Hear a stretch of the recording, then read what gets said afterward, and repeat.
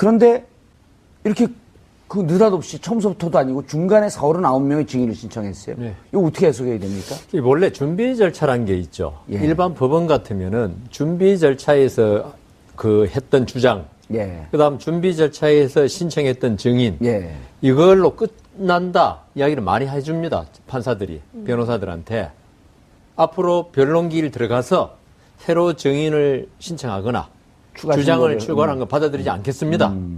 그러면 안 그러면 준비 절차를 할 의미가 없는 거죠. 예.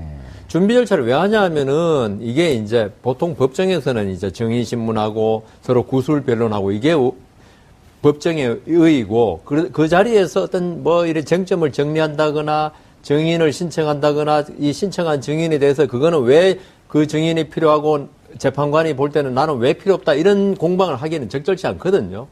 그래서 준비기일은 이렇게 비공개로 하지 않아요. 이번에 공개 아마 했지만은 예. 비공개로 하면 이제 그런 이야기가 쫙 다 나옵니다.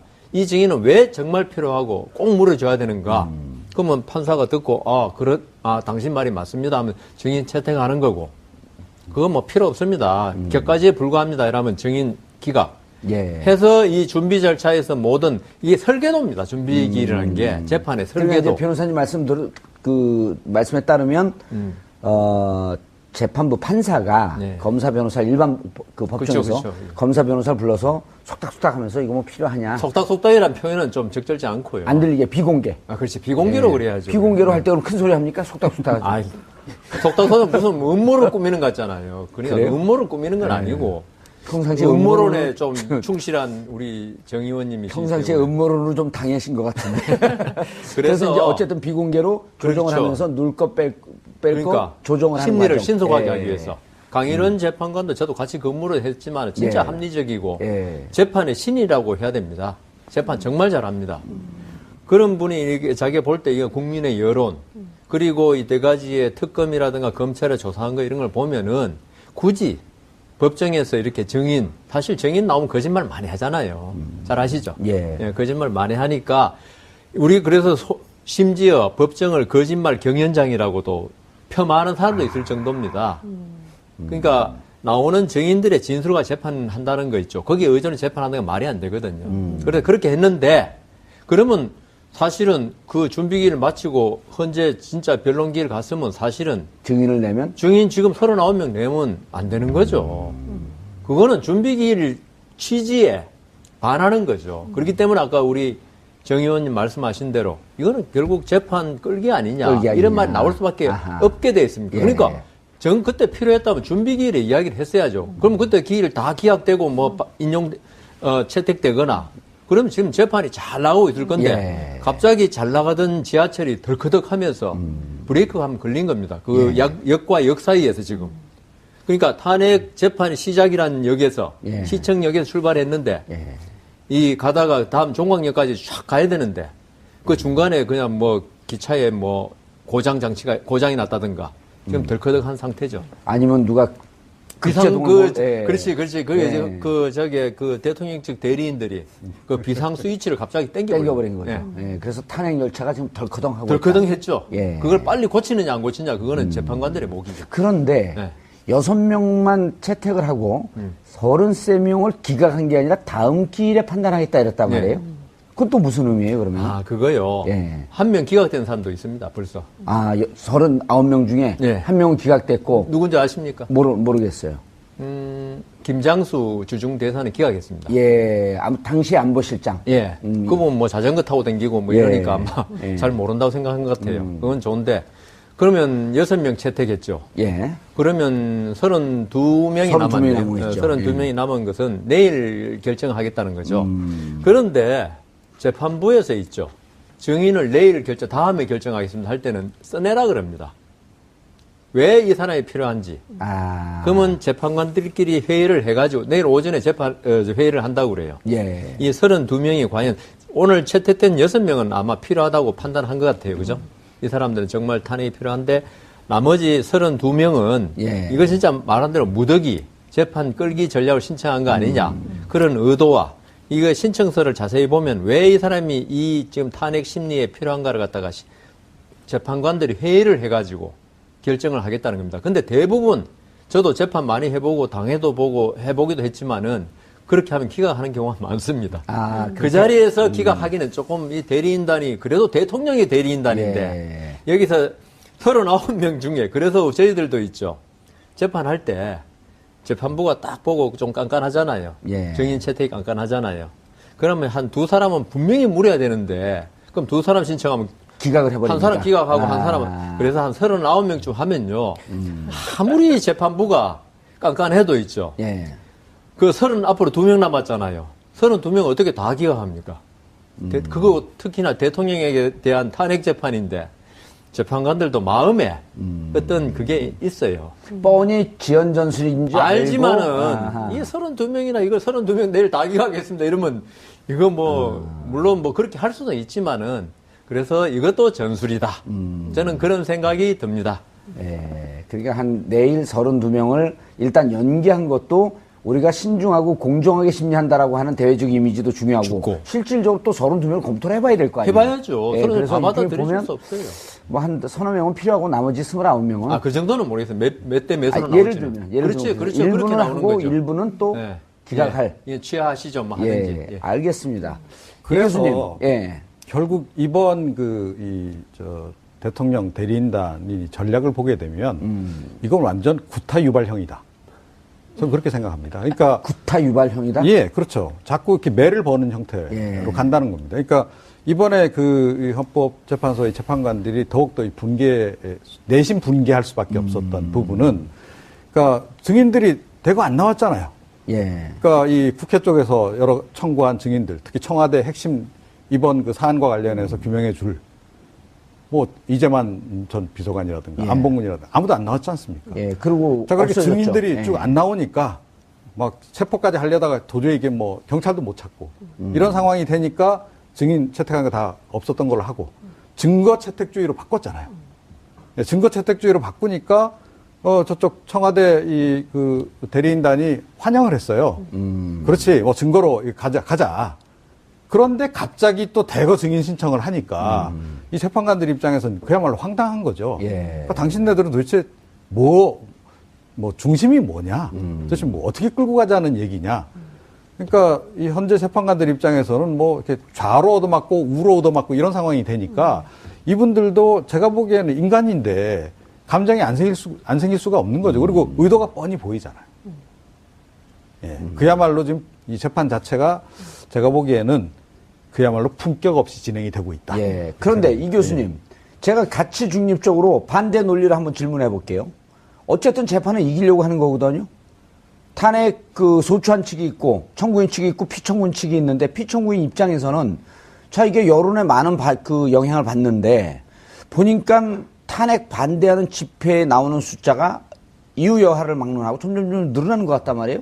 그럼 시간을 좀 더 끌면 조금 더 많이 나오고 탄핵 촛불은 좀 줄어들고 있고 추우면 안 나오고 근데 거긴 추워도 많이 나오고 그러면서 끄는 게 우리에게 전략상 유리하다 이렇게 판단할 수 있는 거 아니에요? 그렇죠. 그러니까 철저히 이제 나도 이 기회에 보수 진영으로 입장을 바꿔놓고 보수 동객이 한번 내볼까요? 잘하실 것 같아요. 더 잘 어울리시는 것 같아요. 잘 어울리는 것 같아요. 그런데 이제 구타 유발하고 싶어요? 그 말 다 맞는 얘기고 뭐 그런 의도성이 있다라는 거 다 알죠. 그리고 이번 뭐 어찌됐건 헌재 이 심판이라고 하는 것은 상당히 좀 정치적인 부분도 있는 거고. 그래서 이 대통령 대리인단 가운데 한 분은 또 계속 그렇게 맞불 집회에 또 참석하시고 하시잖아요. 사실은 그러니까 변호인이 그런 행동을 하는 것도 사실은 부적절한 거 아닌가요? 어찌됐건 그럼에도 불구하고 이제 그렇게 막 끌고 가고 있는. 그거는요. 그런 분이 변호인 하는 게 부적절한 거죠. 뭐 어찌됐건. 똑같은 말입니까? 아니요, 틀려요. 틀리죠. 진보 농객하면 잘하실 것 같아요. 구타 유발입니까? 그런데 어찌됐건 그렇더라도 이게 수위는 좀 조절을 해줘야 되는 거죠. 그러니까 최소한의 상식선. 그리고 어찌됐건 이게 법정 아닙니까? 그러니까 조금 전에 말씀하신 대로 이게 뭐 거짓말의 경연장이라 할지라도 그러니까 법정이라고 하는 데가 굉장히 가보면 뭐 우리가 다 느끼지만 엄숙하게 진행이 되고 또 나름의 품격을 유지하면서 이렇게 쭉 가는데 그리고 헌재인데 또 그렇죠. 그런데 이번 대통령 대리인단 측의 일련의 행동들은 보게 되면 아마 법조인들이 보기에도 이런 건 좀 굉장히 좀 의외다. 라고 하는 일들이 지금 너무 많이 벌어지고 있는 거죠. 예. 예. 변호사님, 근데 이제 어제 한 방송에서 39명 대리인이 아니 증인. 39명 대리. 39명 증인이 네. 증인인데 대리인이죠. 이제 대리인단이 집단 사퇴할 가능성이 있다. 네. 그래서 제가 이제 그 취재한 뭐 분들 뭐 겸사겸사 이렇게 연결을 해갖고 방법을 알려주는 거 아니냐. 그랬더니 내부에서 흘러나온 얘기라는 겁니다. 그게. 대리인단 내부에서. 예, 그런 우리가 뭐 이렇게 해갖고 우리 뜻이 잘 이제 겉으로는 연기한다 이런 얘기는 안 나오고 우리 뜻이 잘 받아들여지지 않고 뭐 증인 부분에 대해서도 맨날 이렇게 질타만 받고 그러면 어떻게 우리가 이게 심리를 진행을 하겠냐. 이런 뭐 저는 다 사퇴할 수 있는 거 아니냐. 라고 하는 얘기가 살짝 흘러나왔답니다. 그게 가능한가요? 뭐 사퇴하는 게 법률적으로 불가능한 건 전혀 아니죠. 예. 왜냐하면 뭐 대통령의 그 법정 대리인도 아니고 임의 대리인이거든요. 너무 어렵나요? 예, 어려워요. 그러니까 하여튼 뭐 그냥 넘어갑시다. 예. 그 임의 대리인인데 임의 대리인은 그냥 자기 자유롭게 사퇴할 수 있어요. 그리고 그렇게 되면 대통령 본인이 나와서 자기 변론하면 돼요. 예. 당사자 본인이. 이런 거는 불가능한가요? 지금 10명이죠, 대리인단이. 예. 임의 대리인이기 때문에 다 사퇴를 하고. 예. 근데 그럼 피청구인 즉 대통령이 변호인을 다시 선임하겠다. 대리인을 다시 선임하겠다. 그렇게 나오는 거죠. 예. 그럼 시간이 늘어지잖아요. 그렇죠. 저희들도 이제 재판할 때 뭐 이런 말씀 드리면 뭐 하지만 판사가 진짜 마음에 안 들 때 있어요. 예. 진짜 우리가 이야기한 거는 전부 다 그냥 안 받아주고 증인 신청해도 안 받아주고, 네? 그다음 약간의 모욕적인 언사를 쓰는 그러면 진짜 변론하기 싫거든요. 예. 그리고 또 가끔 법원에 인사처리 몇 월 달인지 아시죠? 2월 달이죠. 2월 달. 예. 예? 2월이죠. 그러면 2월 달 딱 되면 그 사람이 언제 이 법원에 부임했냐를 딱 봐요. 그러니까 2년 전에 부임했다. 예. 이러면 판사 바뀌는 거예요. 그렇죠. 곧 바뀌니까 시간을 끌죠. 그때는 예. 뭐 사퇴를 하든지 뭘 하든지 간에 그냥 나와버려요. 사퇴해버려요. 그럼 3월달 가면 새로운 판사. 그렇죠. 그러면 최소한 더 나빠지지는 않을 거 아니에요. 좋아질 가능성도 있고. 그래서 제 생각에는 이게 또 그리고 있죠. 판사들이 제일 당황스러울 때가 대리인이 무더기로 사퇴할 때, 뭐 여기는 무더기지만 예. 뭐 변호인 한 사람 두 사람이 사퇴할 때 상당히 어떤 불만을 표시하면서 어떤 사람은 써내기도 해요.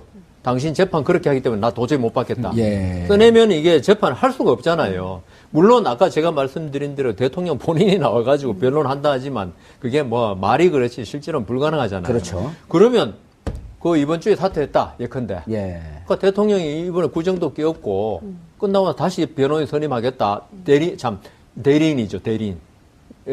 탄핵 재판은 변호인이라 그러고 대리인이라고 그러는데 그러면 이게 보통 재판입니까? 일반 재판도 변호사를 새로 선임하겠다 그러면 기회를 줘야 됩니다. 아니 왜냐하면은 아무리 나쁜 사람이라도 대통령이 아무리 나쁜 일을 했다 하더라도 변론할 기회는 줘야 되거든요. 예. 그렇잖아, 그죠? 그거는 우리 법치주의를 채택하고 그다음 어떤 피고인의 인권을 보호하는 나라에서는 그건 당연한 건데 대통령이 변호인 새로 선임하겠다, 변호사. 예. 그럼 기회를 줘야죠. 그러면 2, 3주 금방 가버립니다. 그렇죠. 예, 근데 이제 이번 대리인들이 예. 그 정도까지는 안 하겠죠. 그건 너무나 수법이 예. 너무나 빤하기 때문에 누구든지 그거는 기회를 끌기 위해서 하는 걸로 보이기 때문에 할 것 같은데요. 에이. 그러니까요. 네. 그러니까 이게 구타 유발형이라는 거예요. 지금. 그러니까 교수님 주장 계속 밀고 가세요. 아주 멋있어요. 그러니까 예. 저는 안 한다고 봅니다. 39명의 증인을 느닷없이 게다가 그 증인들의 내용을 보게 되면 아니 전혀 그 사건하고 관련이 없는 그 게이트하고 관련이 없는 지금 현직 청와대 수석 비서관들 2명 썩 넣어놓고 뭐 이런 식으로 했단 말이에요. 그러니까 그 사람들은 분명히 증인 채택 안 될 거 뻔히 알면서 이게 결국 지연 전략 아닙니까? 그죠? 그러니까 뭐 나름의 합리성은 있어요. 뭐 본인들 어찌됐든 이해관계에 맞으니까. 그러면 그런 맥락에서 보자면 그러면 이 대리인단이 일시에 다 사퇴하는 상황도 이건 충분히 배제할 수 없는 정도가 아닌 가능성이 굉장히 높다. 내일라고 봐야 되는 거죠.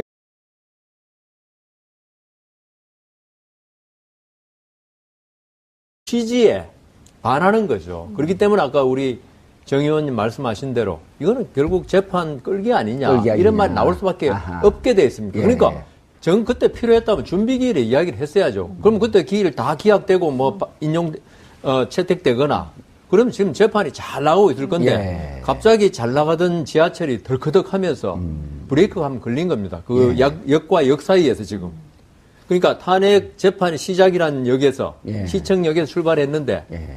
이 가다가 다음 종강역까지 쫙 가야 되는데 그 중간에 그냥 뭐 기차에 뭐 고장이 났다든가 지금 덜커덕한 사람 변론하고 이게 법정의 의의고 그 자리에서 어떤 뭐 이런 쟁점을 정리한다거나 증인을 신청한다거나 이 신청한 증인에 대해서 그거는 왜 그 증인이 필요하고 재판관이 볼 때는 나는 왜 필요 없다 이런 공방을 하기에는 적절치 않거든요.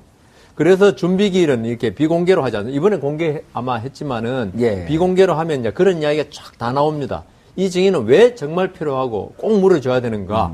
그러면 판사가 듣고 당신 말이 맞습니다 하면 증인 채택하는 거고 그건 뭐 필요 없습니다. 격가지에 불과합니다. 이러면 증인 기각.